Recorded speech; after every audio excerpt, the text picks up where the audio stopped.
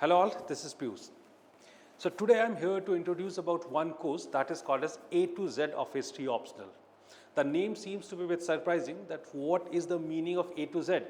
But then there is a logic, there is a rationale behind it because of what I have been calling it A to Z. Look, A to Z is like something which is being used by us even in day-to-day life, and that means that it is something which is covering everything. And precisely speaking, the same logic is applicable here, that when it comes to A to Z, like in history optional, so this is one course which is trying to cater most of your requirements, and that's why I've been calling it A to Z, right? So this course is formally like going to start from this coming Tuesday. And then I'll be discussing everything with respect to the course here only, right? That what what we are going to do, and for whom this course is very suitable, and etc etc. We all will be discussing about these things here only, correct? So this is the A to Z of history optional, and since there are certain terms I have used here such as advanced quick revision course, right? Why it is advanced? Because as I told you that it is somehow catering all of your requirements, what you are not able to get from somewhere else, we are going to cater that requirement. That's number one. Then what is this quick revision? Because in limited time we are going to revise the whole syllabus, and that's why it is a quick revision is the another term which is quite suitable here. So let's discuss one by one the various important aspects of it. Okay, fine. So first of all, the very important question is that for whom this course is being designed, correct? You also should understand whether this course is suitable for you or not. So there are a couple of people, though I believe that for them it is quite quite suitable. So first of all, it is targeting those people who have done their foundation course from somewhere. Let's say you have done with any with any formal channel, hardly matters. But then if you have been realizing or you are feeling that your content does not suffice, when you see the questions and you are realizing that unfortunately the content that you do have, you are not able to answer those questions with the help of them, in that case I think it is important for you, right? Then there's another category, and this is the category of those students, those who have watched the lecture somewhere, specifically from the Telegram, right? Because these days, there are so many people watching the lectures from Telegram only. So basically, if you have watched the lectures from the Telegram, but then you believe that the mentorship is missing. And it's very important, whenever you have been learning something, if you are not getting the support of the mentors, in that case, it is sometimes becoming a bit problematic for you, because yes, this is true that sometimes you believe that history is just the content which is written in the book. But then frankly speaking, history is not precisely the content which is written in the book. Simultaneously, you need to have a very good understanding of the subject also. And somehow, if you are not able to develop that understanding, in that case, the questions are being asked in a twisted manner. In that case, you you must be facing difficulties in answering those questions. And that's why always try to focus on the conceptual understanding. So you believe that though you have watched the lectures from somewhere, let's say from the Telegram, but then you are making that you are missing that guidance of the mentors, in that case this course is quite suitable for even them. Okay. The third category, that is they believe they have prepared it by their own. There are so many students, they believe okay, we have already studied history, because I told you there is a general perception that okay, in ancient we have studied Upendra Singh, in medieval I have studied Satish Chandra, in modern I have let's say studied Bipin Chandra or Sekhar Bandyopadhyay, or in world I have studied some of the books or let's say notes. So they believe okay, just by reading these books they are done with it. But then frankly I believe just by reading one book, or even just by reading few books in each section, I don't believe that your preparation is completed, because UPSC does not ask the question by keeping one particular book in the center.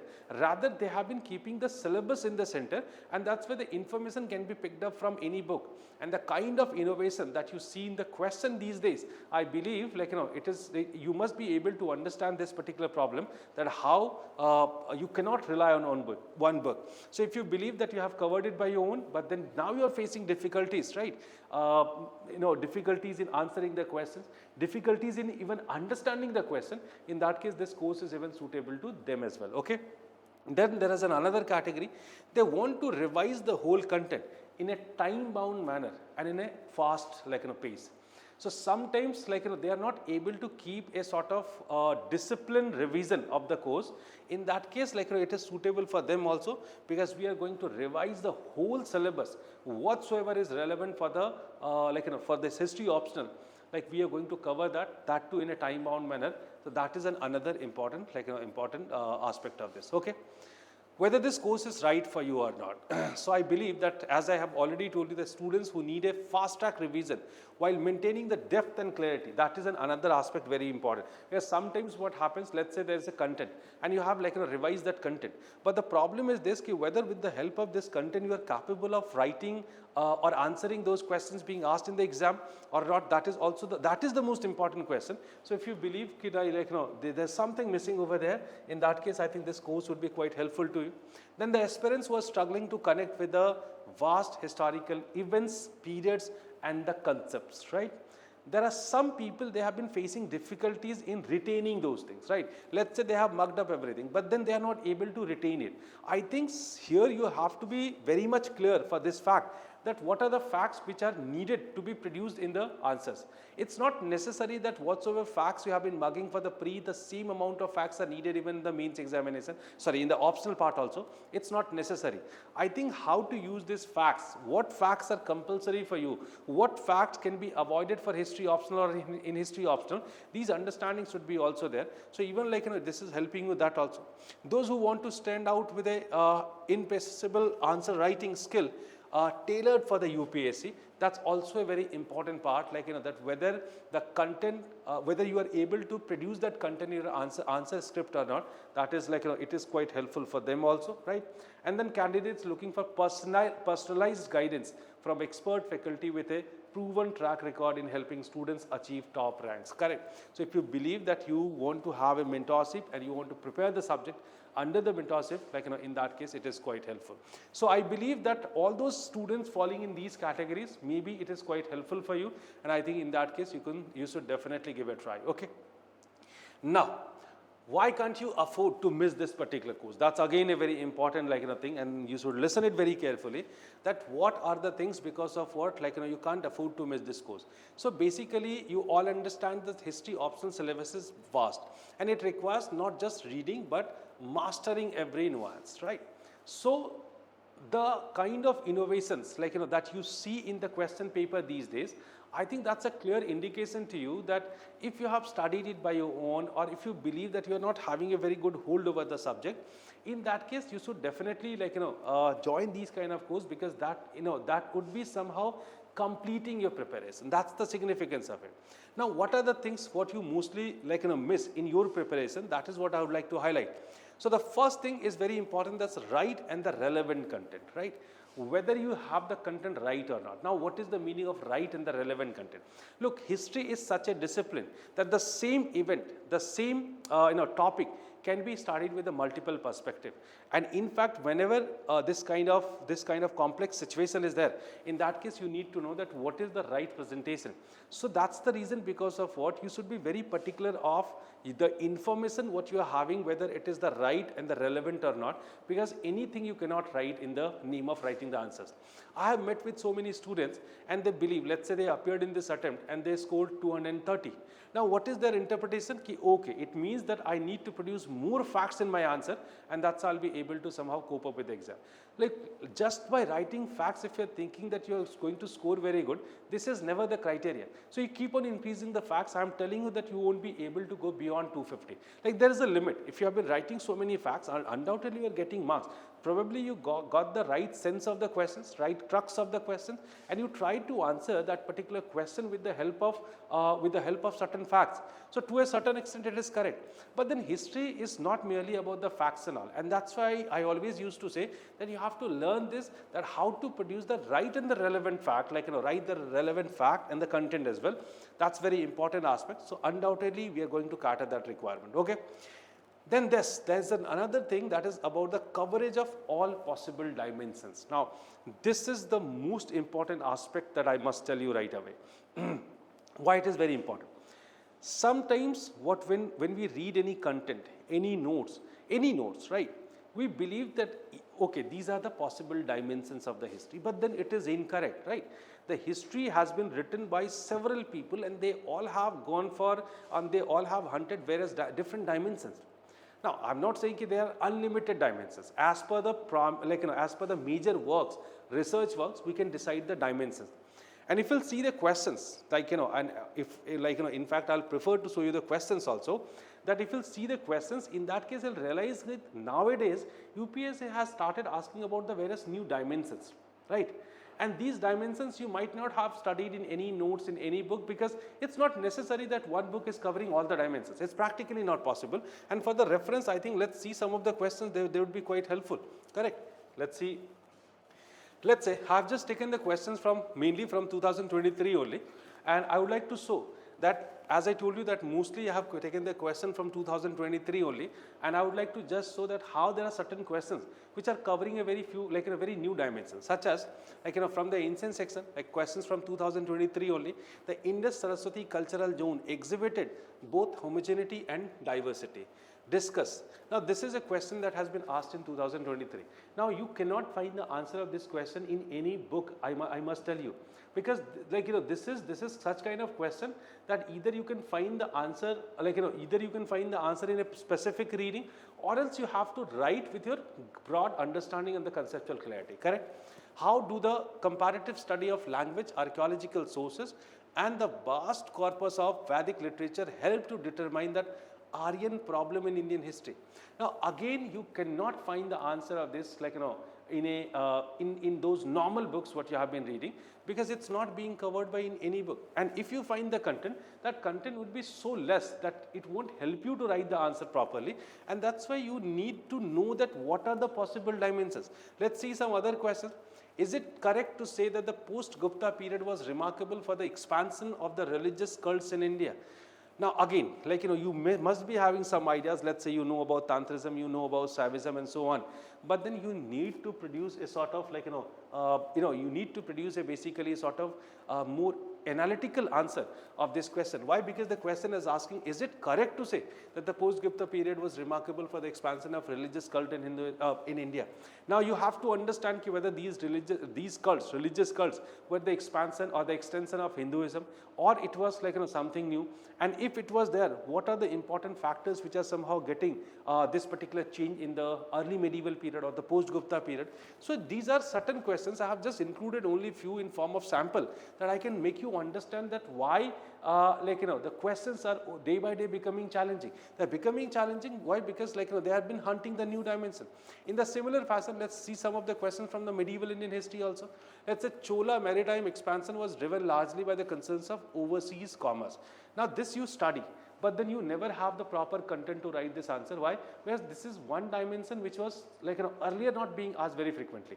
Though Cholas, like, overseas commerce is a very important aspect, but then we never study formally. And in fact, there are so many historians, those who have studied this, and we should, like, always write the answer with respect to those historians, right? That would be the best way of writing the answer.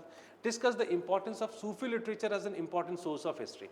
Now, this is again something that you don't know about. In fact, in the medieval period, I have seen that majority of the students never focus on the sources. And since beginning, I keep on telling you that in paper 1, the sources do play a very important role. So people have started incorporating the sources in ancient, but they still ignore the sources in in the medieval part. But then it plays very important role. And in fact, nowadays, they have started asking so many questions from the sources. They have asked about Malfuzat literature. They have asked about, like, all those popular sources like Ras Tarangani and then Al-Biruni, Ibn Battuta and so on. But then now they have started asking about Malfuzat, then the Sufi literature, and then, like, they may ask even the question from the Tazkirat also. So they might ask so many questions, right? That's how I can say they have started hunting, like, the new dimension. Let's see one more question. Hyder Ali was born to build an empire and Tipu Sultan to lose one. Now, Tipu Sultan you all study, and Tipu Sultan you all study with this aspect, that how come, like, this person was bringing the modernity in India. Now, this was one dimension which is mostly being covered, but then nobody covers the Tipu Sultan with this dimension, that whether he was literally responsible for losing the empire and Hyder Ali was the real founder or the builder of it. Now, this is a completely new dimension which is being asked. So here you are having two choices, correct? Either, like, leave that question, or else you like, write a very substandard answer. And sometimes, like, the grouping of the question is as such that you can't avoid, like, writing these questions. You have to write. You are forced to write this question, and you can't avoid it. In that case, like, ultimately you have been losing your marks. But then is it unlimited? Again and again I am telling you no. Like let's see some questions from the modern history and the world history also. Now let's see, explain how the permanent settlement initiated a rule of property in Bengal and what were the consequences. Now this particular question has asked just a minor dimension, that's the creation of ownership on the property.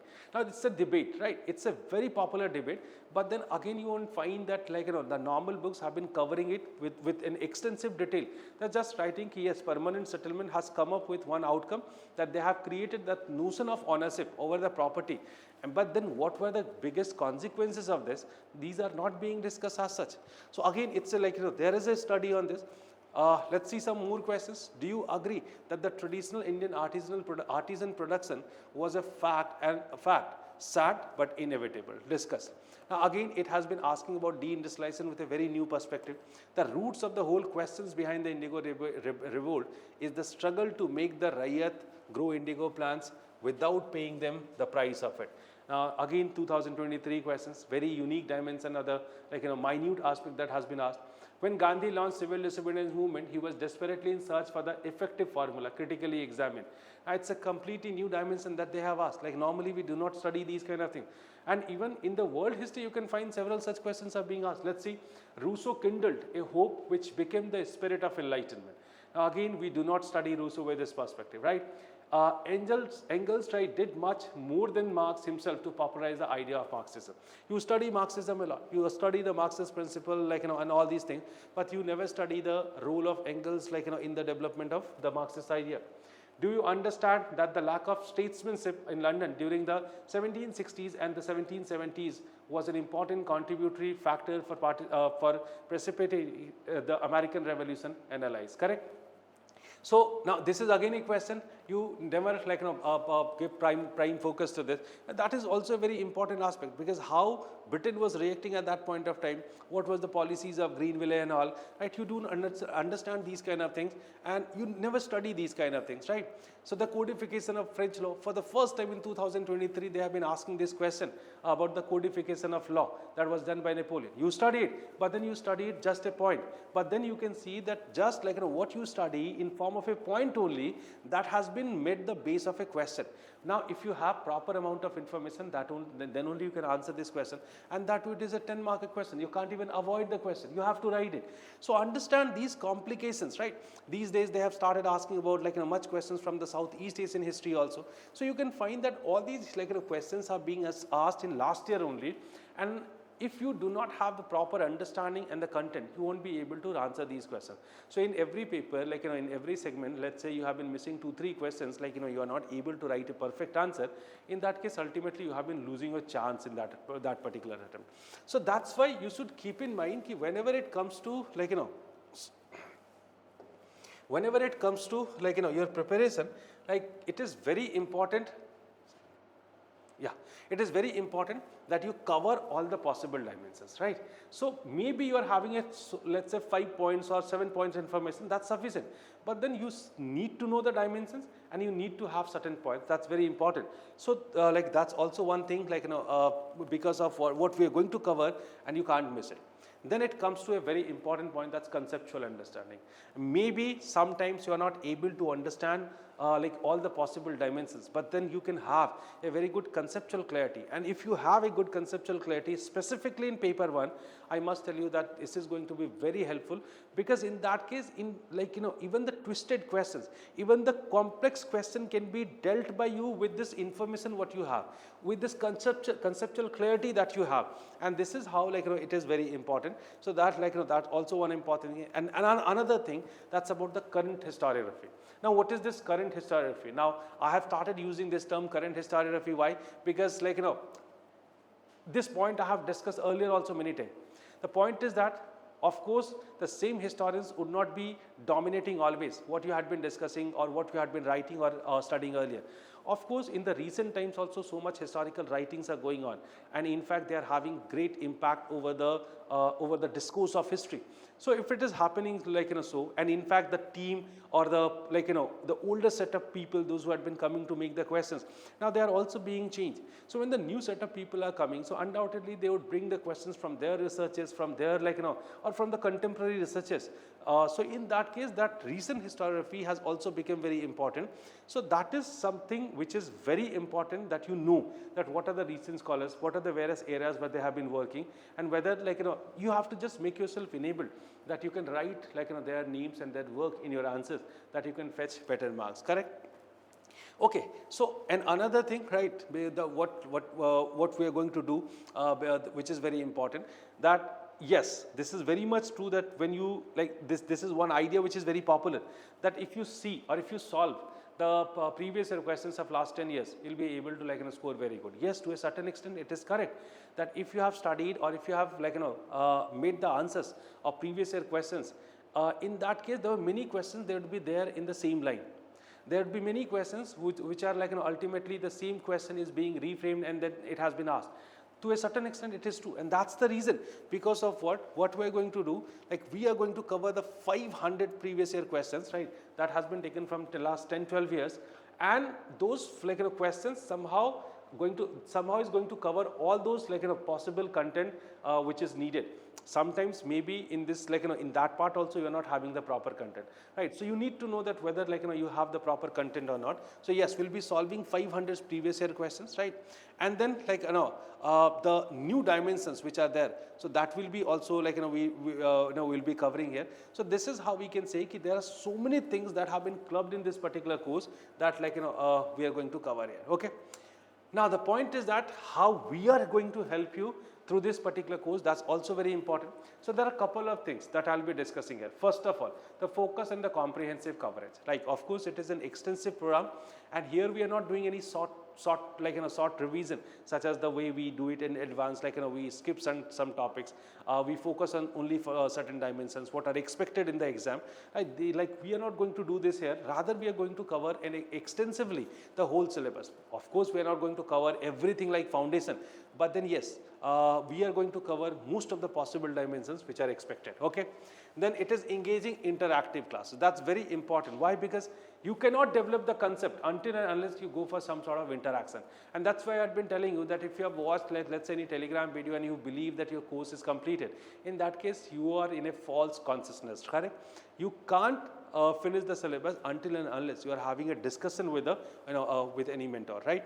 And then we have also incorporating some sort of answer writing. Why? Because every class will be followed by one or two questions.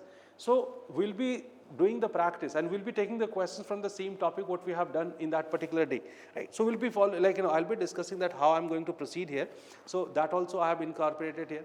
So then it comes to personalized feedback. Whenever it comes to writing the answers, we'll be getting the feedback, because we'll be discussing the answer of the question immediately after the that short writing practice, and that's why we'll be getting that.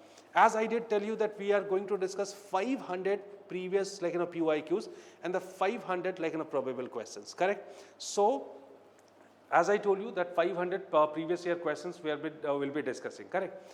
While having this discussion, how we are going to do it, that also I'll tell you. And then 500 probable questions. So after every topic, I'll be framing certain questions. I'll be giving you certain questions that these are the possible dimensions from where you can expect a question, correct? And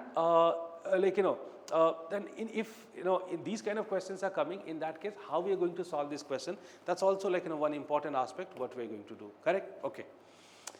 Now, the extensive exclusive features that that give you the edge. Now how we are going to do it, that's a very important thing, right? So as the three things that I have noted, I have written here, that's conceptual clarity, then one page, one theme notes, and then historiographical insight. Okay. Now what and how we are going to proceed, that is that's the most important thing. So we have divided the syllabus more or less I can tell you in one line, that in one class we will be mostly covering one topic. Maybe there are certain topics which are bigger. In that case, that might stretch to 2 classes, right? There are certain topics which are very minor. In that case, maybe in one class we'll be clubbing 2 topics, and that's how we'll be covering. Roughly around 50 classes are there. So it is not fixed, maybe 50 to 55. Undoubtedly, the number is going to increase only. So basically, our target is to cover one topic in one class, correct? Now what would be the method of covering the one topic? So first of all, we'll be going for that conceptual clarity. Now what is this conceptual clarity, what I talk about again and again? The conceptual clarity is that, like, you can locate any particular topic of history by having a broad understanding of that, right? When it comes to the Aryan question, which had been asked, like, last year also, so it is not only necessary that you know that, okay, this historian is saying this historian is saying like, this, and these are the probable, like, sources which are used for like, writing about the Aryans. I think you also need to understand why this question is so important, how it has become so relevant and so important that it is being asked in the question. So you have to locate everything under that broader understanding, and in fact, like, if you understand that in a like, if you develop a sort of holistic perspective, I must tell you that, like, everything can be dealt by you very properly. So that's why we'll first discuss about the concepts of that particular topic. That's number one. Number two, the second thing we'll be doing, that will be understanding the various dimensions. Okay, this is the topic. Let's say Mahajanpada period is there, or let's say, like, non-cooperation movement is there. Now how many different perspective is possible for that particular topic, and in fact we'll just try to cover all the different topics. Now this is the third stage. When it comes to covering the different things, okay, there what I have done, there I have just, like, developed, I'll be giving you certain notes, and with the help of that we are going to cover everything, correct? Such as, like, this kind of revision material would be provided to you, correct? And in fact, let's say, okay, let's say this is, like, for the ancient India, correct? So in ancient India, let's say this is, like, on the sources. This is the first unit. Now what are the various dimensions? That, like, Vedas, how the Vedas are the source of history. Now every point, the possible point have been discussed here. Every important points or the keywords have been highlighted by me. Okay. And then whatsoever relevant historiography has been, like, given to you, such as, like, for this particular Vedas as a source of history, like, I've just written Romila Thapar, A.L. Bossum and Michael Witzel, right? So these are three important scholars, and in fact the way it is highlighted with a different color, so it is very easy for you to remember, like, remember it all, or memorize it. Okay, in fact, while giving this content, I have kept in mind, I have kept in mind that you are getting the proper and the relevant historiography. What I keep on saying again and again, let's say, like, like this is the topic called nature of peasant movements in India. Now this is a topic everybody knows, okay? But then whether you have the right and the relevant content in historiography or not, that may be a question.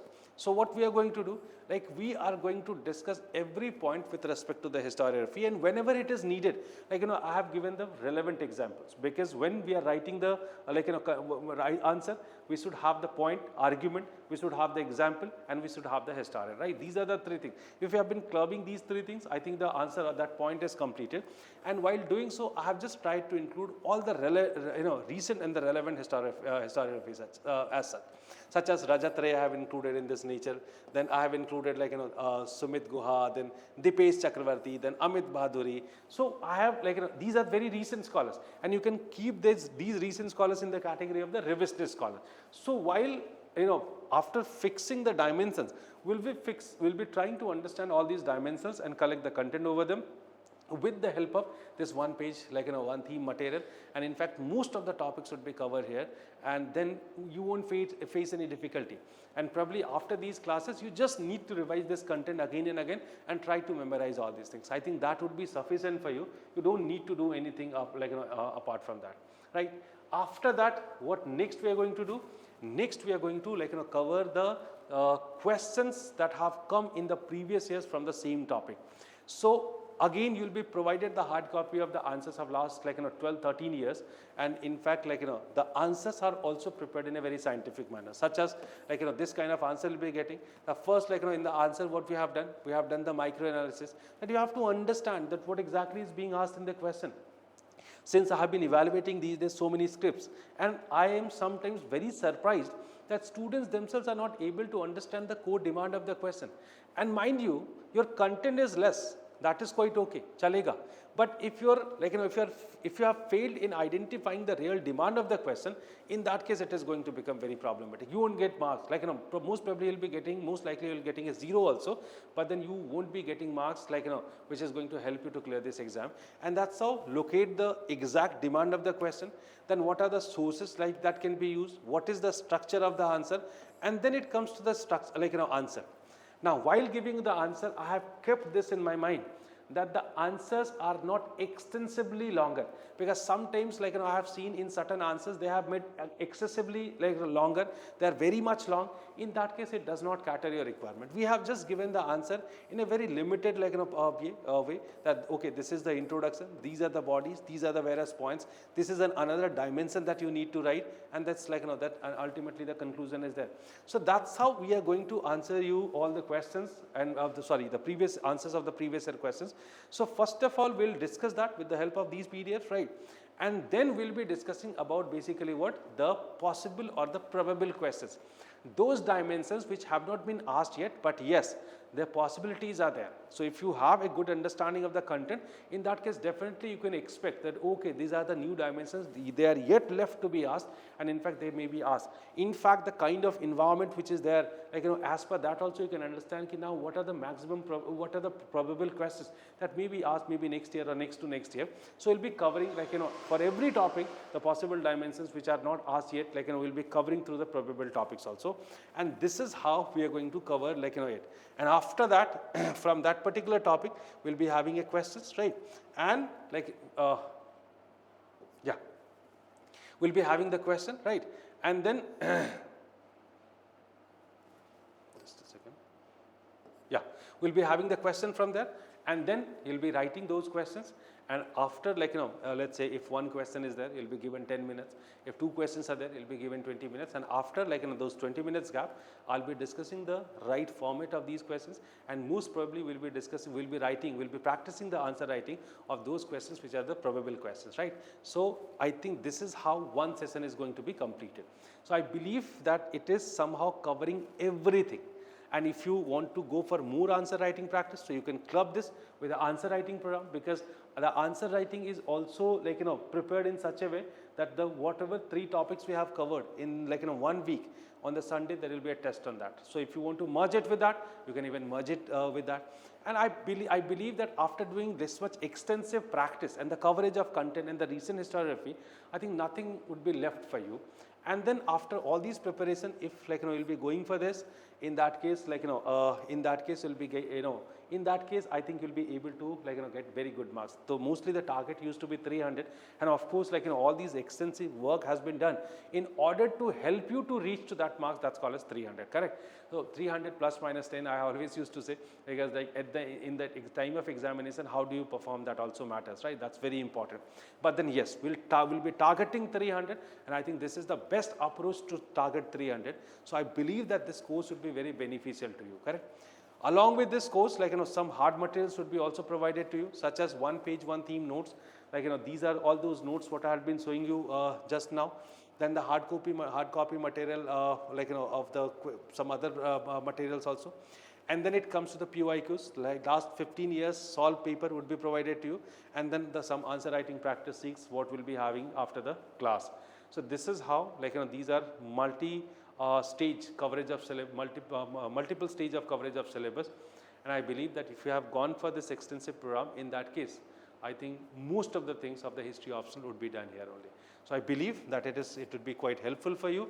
So if you are really interested or you are liking it, in that case you are most welcome to join the program, which is going to begin from day after tomorrow, correct? So it is like, though it is written September 22 here, but then the main classes are going to begin from like day after tomorrow. Okay, fine. So thank you very much.